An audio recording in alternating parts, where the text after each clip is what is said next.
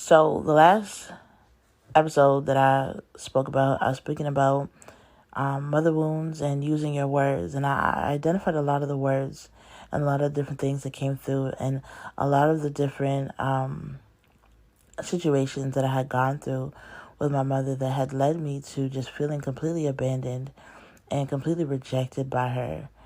Um, and it was such a sad time for me because all I wanted was to be loved and to be appreciated by her. And it felt like the more that I tried, the more that I failed at it, the more that I was met with certain type of language and conversations. Because I remember one time calling one of my best friends at the time, and I was telling him, I'm like, I don't get it. She just doesn't love me like that. Like, she loves my sister, but she don't love me like that. Like, she would be telling my sister, like, don't be like your older sister. Don't be like her. All she does is party. Like, you know what I'm saying? Like, she would literally talk down to me, to my sister, and I would just be like, why? Why do you do that? Why do you feel like that's necessary? Why do you feel like that's a great way to build me up? Or the fact that I went to school for classical piano, and she didn't really know, because she's not, like, it's arts, right? And she's not the only one. There's a lot of parents like this, but when it comes to the arts, she's like, I don't really know what to tell people you do. And I'm like, I'm an artist. But society had this idea that if you are an artist, you're a struggling artist, or you're just not that great. They didn't always value creativity as they do now. And creativity makes the world a brighter place. Let me just say that. Creativity and artists, we add so much entertainment to the world. There has to be balance. Along with the sciencey and the data, there has to be color. There has to be just a creative mind who are imagining things and bringing things to life. But I digress.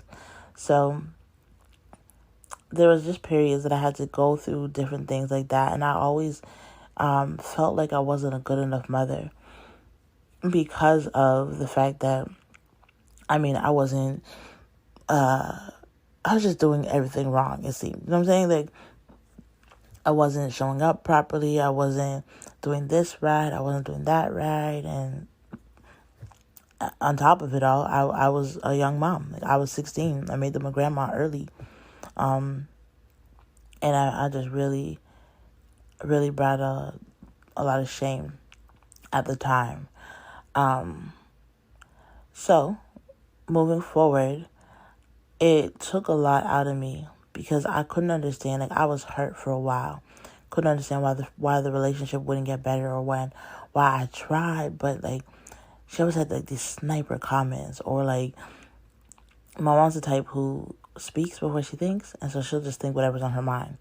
Not even thinking about whether it was good to say, proper to say, supposed to say, like, just speaks whatever is on her mind. Now, for some people, that's a great quality, but there has to be discernment. There has to be just reading the room and understanding what is meant to be said that could be used in a good way, or what just it could have just been left out. Like, you could have really just kept it to yourself, because all it did is bring hurt, pain, and just, like, a disaster. I remember when we started talking through some of the things that we had gone through, and I used to never like having these conversations, because as we would talk through the situation, like, for example, I talked about how they handled my gang rape, and I was telling her, yeah, you said you wanted to send me to a group home, and I had done nothing at that time. And she's like, no, that's not what I said. That's not what I said it. I said it for this other thing, because we couldn't handle you and you're doing all this stuff. And I'm like, no, that's not how it went. And within a few like minutes, she was crying and saying, well, sorry, I'm such a bad mom. And, like, it had turned into her being the victim in the situation. And I was like, how did we get here? No, for real. Like, how I'm expressing that situation could have been different. And part of the reason that I didn't like her at the time was because of how she handled it and because how she treated me. And I was met with tears and crying, and that I ended up having to console her on the situation. Wild. And so, honestly, a good part of what I had to do was to take a step back. A good part of what I had to do was to take a step back. There was so much pain within the situation. Now, there's two types of things that could happen. Or at least for me, this is what happened. Back then, when I was 19, there was so much hurt, there's so much anger, there's so much hostility that the best way for me to heal was for me to be removed from the situation, for me to move out, for me to be on my own, for me to call them up every now and then just keep everything else quiet, right? And that did a good amount of healing. That brought a whole lot of like appreciation for the person when you see them and all that other stuff, right? Because I wasn't in the space, so I wasn't like, it's not like she had to wake up and see, oh, this disappointment again. You know what I'm saying? Like, I'm not saying it like that's what she said. I'm saying it that's how I felt. But at that time, that was really what helped to heal or start mending the relationship, is me being removed from it so that I could process my own thoughts, so that I could think about things, so I could write things down, so I could talk to somebody, so I could figure out, how do I move forward from this? How do I not necessarily forget the things that were said, but how do I forgive the things that were said? How do I not take it so that every time I talk about it, my heart hurts, or I'm back in that situation feeling like a little girl again? Like, how do I bring peace to the situation and bring peace to my heart and my mind? And so the first way, like I said, was being removed from the situation. Well, fast forward to after my son passed, and I couldn't go home right away because my mom and I were beefing again. But within maybe about 6 months or so of me not being at the house and me being somewhere else, again, we started to kind of like mend things a little bit. It's enough for me to come home, enough for me to move back here. And the place that when I left at 19, I said I would never come back. When I tell you God has a sense of humor, God brought me right back to this place. And when I got here, it was like I was 16 again. It was like, man, I had traveled back in time, and I'm in the space that brought on some of the biggest tears, that brought on some of the biggest heartbreaks, that brought on the biggest shame, and now I had to face it. Now I had to live in this atmosphere. Now I had to work through my issues face to face, seeing the person every day, not ignoring it, but seeing how do I live with this person? How do I communicate with this person? How do I be in the space of a person who makes me feel unwanted, but how do I show love? And both ways have been really powerful in my life. Both ways I knew this time around that when God brought me back, he needed this to happen. He needed healing to happen. And he knew that if I had stayed gone, this restoration wouldn't have happened. Because I would have just gone about my merry way, lived my life, and just been like, whatever, right? Because of what transpired with my son at the time, it was just so big that I was just like, man, I'm cool if we don't ever talk. And I was in a space where, now that I was saved, officially, I was praying for her. I had, like my daddy always said it, just pray for her. And now I was in a space where I was genuinely praying for her. And I wasn't praying out of a place of hurt. I wasn't praying out of a place of, God, I don't know why she's like this. I don't know why she treat me like this. Like, I'm hurt, and all I could see was myself. I was praying from a place of, God, I really need you to change. I really want her heart to be healed. I was praying from a place of perspective, understanding how she was raised, understanding the things that she went through, understanding that for those reasons, sometimes that's why it came across differently for me. Understanding that she may have gotten all the I love yous and the hugs and all that stuff, and so you can't give what you never got. You know what I'm saying? Like, And when I say you can't give what you never got, like if you're not conscious of the fact that there's something wrong and you never got that, and that's why you don't give it, then you can't give it. You cannot force yourself to start giving it. But because I'm conscious that that's something that I never really got, I'm self-aware enough to know that that's something that I wanted, I gave that away to my son. I didn't have to treat him like how I was treated. I said, I'm going to love you. I'm going to make sure you know I love you. I'm going to tell you I love you multiple times a day. I'm going to make sure that you know from head to toe, no matter what happens, I got your back. No matter what happens, we're going to figure it out together. I'm not going to throw you to the wolves. I'm not going to be angry at you. I'm not going to stay angry at you. I'm going to work it out. That's how I raised my kid, because I was conscious of all the things that I didn't like. And I made a change. I made the decision to do something different. So now back to these mother wounds. I healed in two different places. I healed first, being away from the home. But there were some other things that were so deeply rooted that I could have only held being in her presence. Now, this is not for everybody. This is definitely not for everybody, because not everybody can move back to the mama's house. This is a situation that God brought me through, knowing what I needed. Sometimes the situations we're put in that we think are just terrible mistakes, they have purpose. But in healing, I had to write a lot of different letters. I wrote letters of why I was angry, why I was upset. I wrote letters of like what I would do differently. And these aren't letters that I sent to her. These are letters I wrote for myself. Like I said in the previous episode, you have to get things out of you. And so there's a lot of power in writing. There's a lot of power of putting things on paper, reading it over, reading how do you feel? Like when you read it back, do you sound angry? Do you sound like a hurt little girl? Do you sound brokenhearted? Like what do you sound like? And do you sound at peace? Do you sound like you understand that this is how you were? This is how it is. Like, you have to evaluate how you're feeling about the situation. And sometimes you can't always see it if it's inside your mind. You got to get it outside of your mind so that you can see it. And so that helps. So prayer was number one, that I started praying for her genuinely from a good heart, or just wanting different for her. Writing things out. Making sure that I got it outside of me, that I could see it, looking at it. Sometimes I ripped up the paper. Sometimes I just left it in a diary. You know what I'm saying? And one of the other things was having open conversations to God. I would ask God, like, why is she like this? What happened? The last thing is getting perspective on the situation. Understanding, putting ourselves in the other person's shoes. Like, understanding, were they raised a certain way?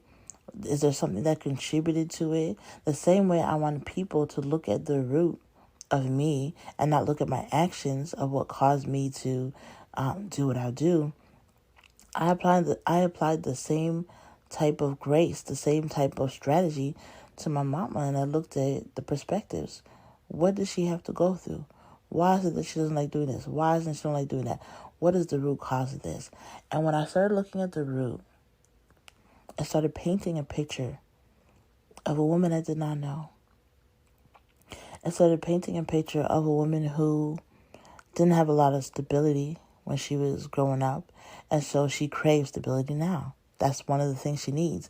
And whenever her stability gets rocky or shaken, she gets into like a fear, anxiety mode. Okay, well, now that I know that about her, that I'm conscious that when she gets in that mood, either to say something peaceful or helpful, or to stay out of the way. You know what I'm saying? Like, now I'm giving myself options on how to deal with things. There's certain things that people will say, like, I know, like I said, she kind of just speaks without thinking. And so certain things that she may say, I'm like, I'm going to just let that roll off my back, because I know she didn't put no thought into that. I know she's just speaking whatever comes to her mind. And so I had to start taking strategic decisions on what I was going to accept, what I was going to release, and what I was going to make peace with. Well, that's the same thing as acceptance, but like accepting, knowing, okay, this is how she is, and although I'm praying that it changes, in the meantime, I can't get frustrated that she hasn't changed as fast as I want her to. I have to give grace. The same way I want people to have grace on me when I'm learning something new, when I'm stepping into a new season, and I want people to know that I may not have it all together like that. is the same way that I have to give grace concerning not just my mom, but other people. And this is how we have to look at situations. There is nothing that is unforgivable. We just got to find the right thing to allow us to have peace in the situation. And I know that sounds kind of mumbled, but for example, the words the mom used to say to me, right, about my weight. Now, can I forgive it? Of course, because there's nothing that's unforgivable. Do I remember it? Yes. And so the thing I had to make peace with was I'm like, okay, well, she was raised, or she has a lot of insecurities, I hear how she speaks about her own body. And so what I made peace with is I'm like, if that's how she treats her body, she couldn't treat me any better. You know what I'm saying? So I'm not I'm not accepting the words that she said. I forgive everything. I forgive the words she said. I forgive all of that. But I'm also, for the forgiveness part, I've come to an understanding of, oh, this is how she saw herself. So she could not treat me any better necessarily. And so I understood it from that. And so I made peace with that, right? When I say about parenting, the whole abuse and all the other stuff, like, they didn't know how to handle that. They did what they thought was best. They went to the police station. I lied in the situation, and although I was a child and they were the adults, I'm like, they didn't know how to handle it. And because they didn't know how to handle it, it got kind of handled like a shit show. That's just the truth of the matter. This is what it is. But I made peace with it. I'm like, okay, they did the best of what they could in that moment. And so it's not always about, okay, I got to forgive the words and pretend like it never happened. No, I know that it happened. I was there. But I'm not going to let those words take root. I'm not going to allow those words be a seed in my soul and my spirit. I'm going to uproot them. I'm going to say, y'all can't stay. Like, all bitterness, all unforgiveness, like, all fear, y'all cannot stay in my body. You have to come out. Like, in the name of Jesus. Like, you have to come out. You can't be a part of my future. You may have been a part of my past, but you can't be a part of my future, because my future is so much brighter. My future requires a person that is conscious of what has been happening, self-aware to my emotions and how to regulate and how to not, like, get upset, how to have more self-control over the things that were spoken, and how to release the things that don't serve me so that I can make space and make room for the greater that's coming. And so in healing mother wombs, a lot of it is understanding. A lot of it is perspective. A lot of it is forgiveness. A lot of it is realizing that we are in control of our future. That they may have raised us and they may have gotten us to a point based off what they knew. Everything else was a decision that we made. We could make a decision to stay mad. We could. But what purpose does that serve? In the Bible, one of the greatest things, one of the first commandments that has a promise attached to it is honor thy father and thy mother, for that thy days may be long. And so when I think about that scripture, honor, what does honor mean? Well, I don't have the definition right in front of me. Should have pulled it up. But honoring somebody doesn't necessarily mean that I have to be a buddy with them, that I have to be up in their space, that I have to do all this stuff with them. Like, no. For me, honor is showing love and respect. So sometimes when if somebody needs something that I know I can do, or especially, we're talking about parents. So let's say my parents asked me to do something, right? Like, let's say they asked me to help them with something, and a part of me was just busy. And I'm like, ugh, I don't know. But I think about, how would I want to be treated in this moment? If I really needed help, would I want someone to go above and beyond? Would I love it if they went above and beyond? Or would I want them to be like, nah, I can't help you, and just leave me struggling? And so I look at honor and sometimes doing things outside of you. Sometimes going out of your way for certain things. And there's not a definite definition of honor. But honor is, for me also, is not talking bad about my mother, not disrespecting her, right? Like, we had our differences, and I do speak about the things that have happened, but not once have I called her names. Not once have I called her outside of who she is. Like, that was the lady who gave birth to me. That's my mother. And we got to show a lot of respect for the people who brought us into this world. We wouldn't be here if they had changed their mind or took a different decision. I mean, God will always find a way to get us here, but it's not the point. When it comes to respecting the people who gave birth to us, they might have done completely horrible, messed up, crooked things, hurtful to the core. But we can at least respect the fact that they brought us into this world. I know sometimes we're just like, we wish they didn't. But we can at least respect that that's the person that gave us life. And we can leave it at that. Sometimes we just leave it there. We just make peace with that. Like I said, there's nothing that's unforgivable. So you forgive the actions that they did. We forgive the person that they allowed themselves to become, and we do our best to become something greater.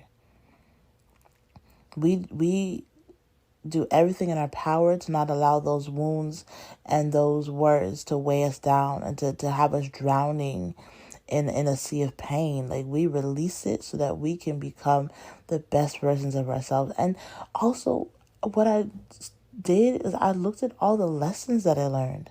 Really, truly, I'm like, this taught me a lesson of this. This taught me a lesson of that. I learned not to be like this. I learned not to do that. I learned how to be better than this. Like, sometimes we're always thinking like, oh, it wasn't all rainbows and roses. Okay, but what did we learn?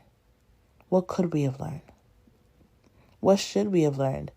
And how do we take all those things and make ourselves into the best version we can? How do we take all those things and allow our wounds not to cover up the amazing soul and person we are? How do we become better? I love the relationship that I have with my mother right now. It has been restored in a way that only God could have done. Only God, because I did not see it. But I'm happy that He did. I'm happy that I don't have this pain, that I don't have this hole, that I don't have this confusion, that I'm not so focused on this thing. Like, I can let it go, I can release it. That, yeah, at my wedding, she will be there. Those are great milestones for me. Some other wounds, they can heal. It sucks when we lose a mother who is still alive because it feels like we're grieving. It feels like we're going through a period of grief of not having a mother around. But it's quite interesting when it's restored. I think I might do a short part 3 and just talk specifically about the grief piece. Now that I've talked about restoration, I've talked about my story, I might just talk about the grief piece. So stay tuned.